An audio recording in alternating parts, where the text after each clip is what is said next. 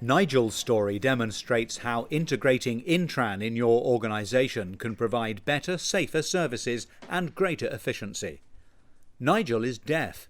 In the right environment, such as in this deaf community social centre, communicating is fine. But a quality interpretation service was vital when Nigel needed to use the NHS. He'd had a fall and high blood pressure, which was just the start.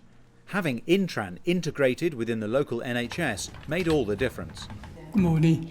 My name is Nigel Telekoo.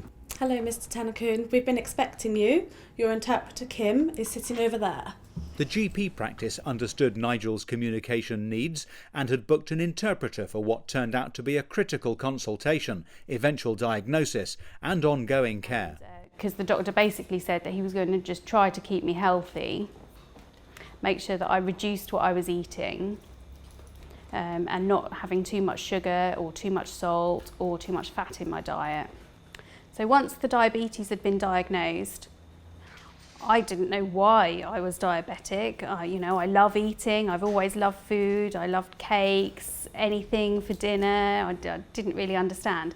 But the doctor explained that I must lose some weight and that really I needed to be conscious of what food I was eating to make sure that my weight came down. Without an interpreter, I wouldn't be able to communicate.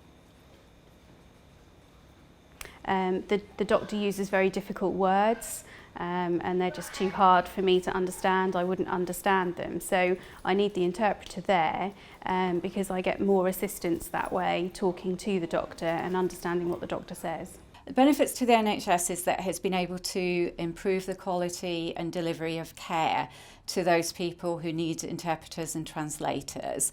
And ultimately it will save money because it stops repeat visits, because patients haven't understood the instructions around taking their medication, changing their lifestyle, how to take their medication.